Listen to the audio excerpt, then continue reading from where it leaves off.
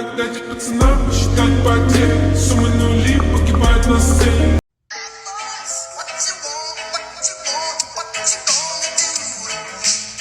Yeah, it's time we talk about just how much of a fucking joke jaguars are.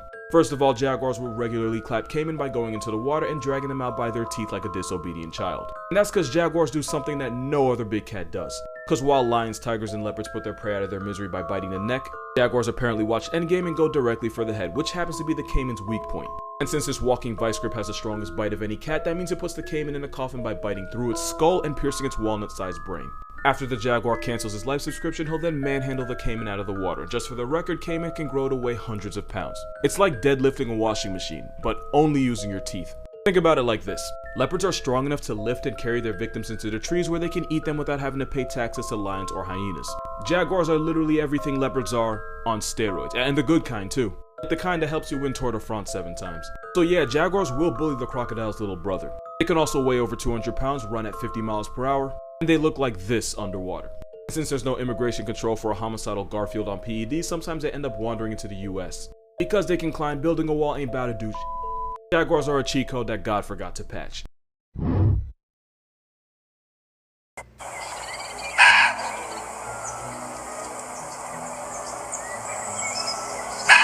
That wasn't edited, that's really what they sound like. This is a muntjac, but for obvious reasons most people know it as the barking deer. This barking Bambi is found in Asia in countries like India, Sri Lanka, Vietnam, and the forests of Indonesian islands. Muntjacs will scream when they're scared or to tell other deer where they are in case they lose them in a dense forest. It's like if you lost your mom at a store and just screamed like a banshee until she found you. They'll also stomp on the ground while barking in order to look more intimidating, which, you know, probably would work if they weren't like 2 feet tall. But like any vertically challenged person, they overcompensate and this deer will cut you.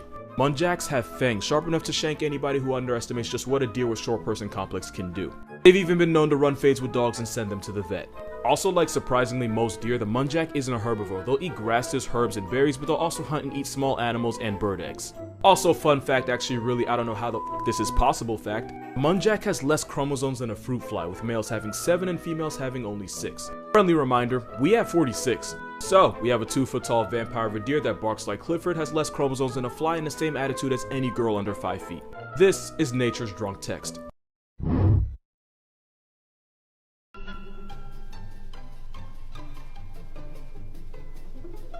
No, if disrespect were a sport, hippos would be Hall of Fame. Because a fetus hippo can treat a grown crocodile as a chew toy and get away with it because they both know the croc won't do anything about it. Baby hippos will actually do this, where they'll groom and lick the tails of homicide in the form of a crocodile like a teething toddler. Baby hippos have no fear or respect for an animal that could probably one-shot them with those jaws. And that's because crocodiles might have a brain the size of a walnut, but even they're smart enough not to give a mother hippo a reason to catch a body. Because this is how that movie ends. So instead of turning the baby into past tense, the crocodile just has to sit there and take it. There's actually a reason hippos do this. I just don't know what it is. I've known about this since I was 7, but I never found out why they go out of their way to violate them like this. My best guess is that hippos like the taste of the salt on the crocodile's tail and they just help themselves. Either that or hippos are so disrespectful that they don't even acknowledge crocodiles as living things. But normally crocodiles and hippos will tolerate each other's existence. And sometimes crocodiles will sunbathe while riding on the backs of this African homicide horse. The crocs never get too out of line because again, this is the end game. Moral of this video. When your mama's big enough, you can get away with anything under the sun.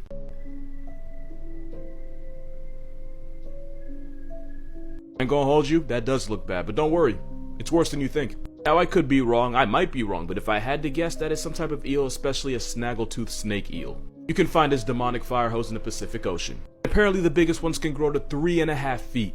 And I'm gonna go ahead and guess they're one of those animals designed to live at the bottom of the ocean, so when you bring them up to the surface, they become deformed creations belonging to Satan. Which is probably why it looks like a possessed balloon animal, as a result of bloating after death. And with those needles for teeth, we can guess that it eats small fish, crustaceans, and maybe even squid, and those teeth keep the struggling prey from escaping. And if that acid trip of a rough draft is anything like the moray eel, then they have a second set of pharyngeal jaws in its throat to make sure whatever goes in doesn't come out. But having a throat with a child lock does backfire when you choke yourself into an obituary. And I know I said snaggletooth before, but it could also be a fang-toothed snake eel, especially since they're found deeper down. And as much as I genuinely love freaking y'all out, they're pretty much harmless and probably wouldn't bite you unless you did something to deserve it. So this thing's probably dead. But this is proof that nature has rough drafts and its trash bin is the bottom of the ocean.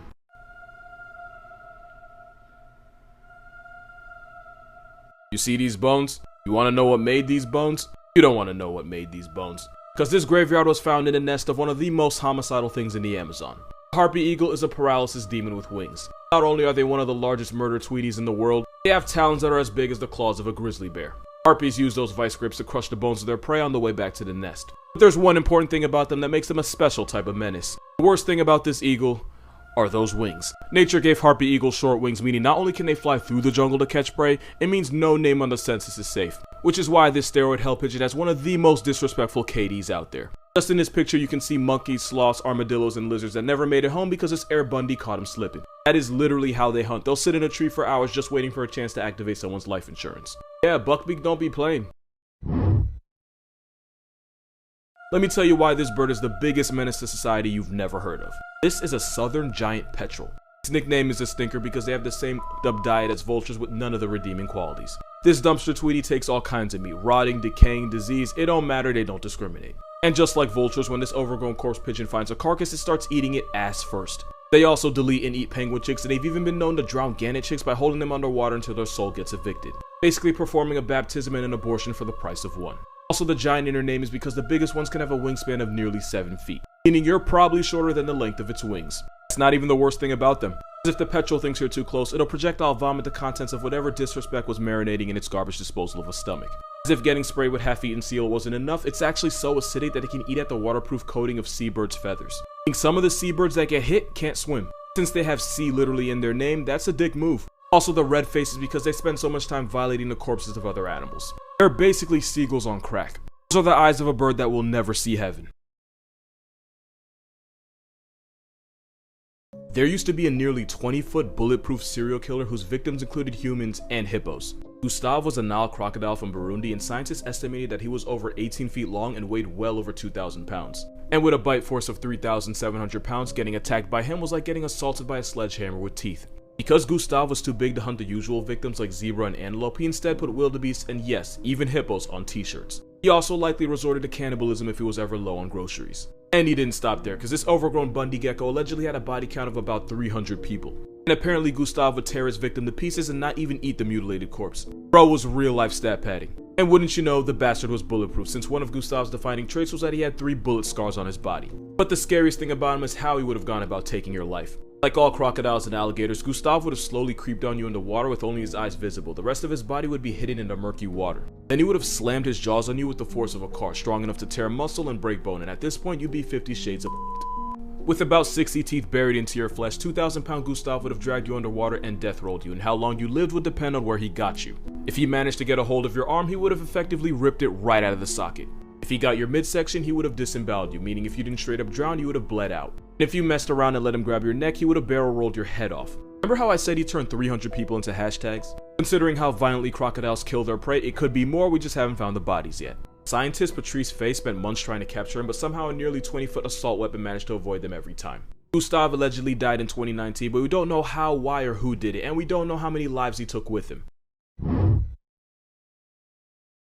We all should be glad this monster isn't still around. Argentavis was one of the largest flying birds ever, and it could have had a wingspan of up to 26 feet. Just to truly understand just how terrifying this is a royal albatross and they max out at 11. Not to mention when standing up, this steroid eagle could look a 6-foot man in the eyes and probably weighed as much as them too. Scientists believe they would have behaved like condors today, only much bigger. Which means Argentavis would have been able to spend hours soaring in the air without barely ever needing to flap their wings. And like condors, Argentavis would usually eat already dead animals, but they would also be able to ambush prey, grab them with their bill, and swallow them whole, all while still in the air. Its grocery list likely included large rodents, armadillos, and the babies of large animals like the giant ground sloth. Even though they probably wouldn't see humans as a meal, with the right motivation they could seriously damage you if they wanted to. You wouldn't even be safe in a plane because this live-action Big Bird was about the same size as a Cessna 152. But in a cruel twist, its massive size is likely how it ended up becoming a footnote. This juiced up Tweety would have needed massive amounts of food to stay alive, so even the slightest changes to their food source would have meant credits. Which is lucky for us because if it wasn't for nature's intervention, this fighter jet with feathers would be wearing us on shirts.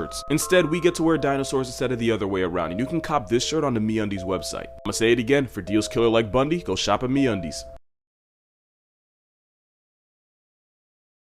Are we really just gonna ignore the fact that killer whales give sharks PTSD? Welcome to Animal Logic, let's talk about it. Orcas are the most disrespectful animal on the planet, and that's exactly what happens when no one can check you. Other than humans, the only thing that can take on an orca and win is a bigger orca. Because they're the top of the food chain, orcas bully the entire underwater census and they legitimately traumatize great white sharks. If Jaws happens to encounter an orca near their hunting grounds, they'll abandon the area for up to a year. And for good reason. Orcas actually figured out that if they flip over sharks, they can induce tonic immobility, paralyzing the shark while the Bundy dolphins take its liver, heart, testes, and probably its life too. Killer whales have been seen punting seals up to 80 feet in the air just like a field goal. Researchers believe they do this to either paralyze the seal or loosen its skin. But there's always that chance that these psychopaths do this because they find joy in putting a seal in the clouds. They're also intelligent enough to work together to create a wave that's so powerful that it knocks the seal completely off the ice.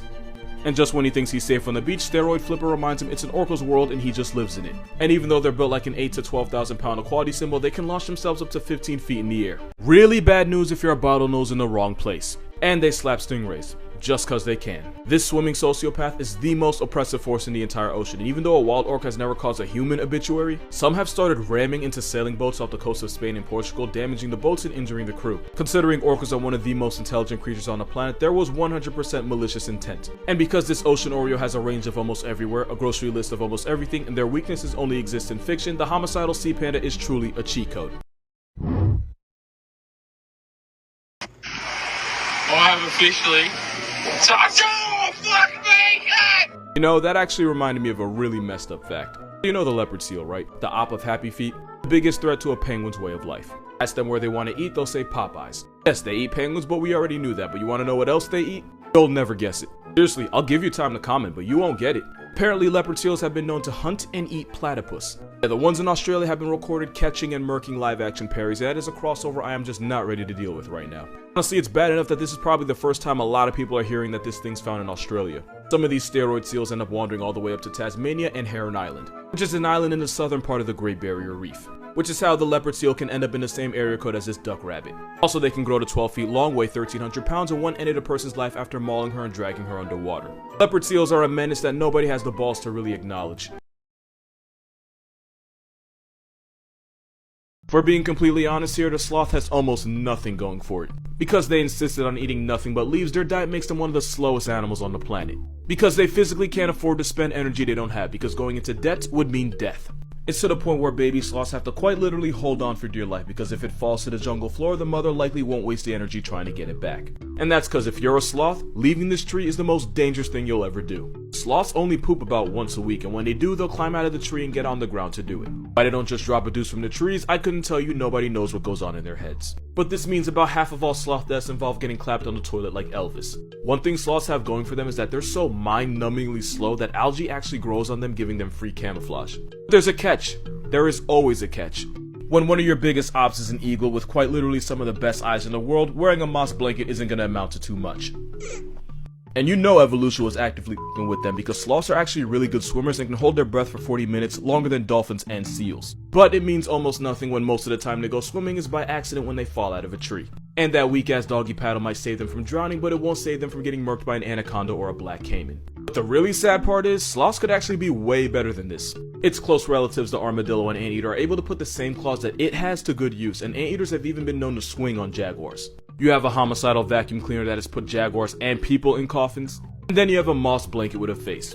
Just like the kiwi, the sloth used to be better than this. Megatherium, aka the giant ground sloth, was in the same weight class as elephants and they actually knew how to use those claws. So much so that if Ice Age were realistic, Sid would have worn Diego's ass like a fur coat. But its massive size ended up screwing it in the end as they basically got hunted into oblivion by humans, leaving us now with the virtually defenseless, dead-eyed, slower than molasses algae apartment that we call the sloth. This ant turns itself into a bomb and sacrifices itself by exploding. This is a Malaysian Calabasas saunderacy and they have a built-in nuke thanks to poison-filled glands on its body. These ant colonies will go to war with each other, and if one side looks like it's in a bad spot, then one of the soldier ants will self-destruct by bursting the glands, turning itself into past tense while covering its enemies in a sticky toxic glue that traps and destroys any ant it lands on. These ants will kamikaze themselves just to keep the ops from getting ahead, like a true menace to society. Which is why they'd be great at Guns of Glory. It's the one time you can put your ops in a blunt and smoke them without ending up with a court date. You can defend the castle, form alliances with your friends, or just choose violence and blow everything the f*** up. Ain't nobody stopping you. And if your balls are feeling particularly heavy, you can try and find the Iron Masked Man's dark secret.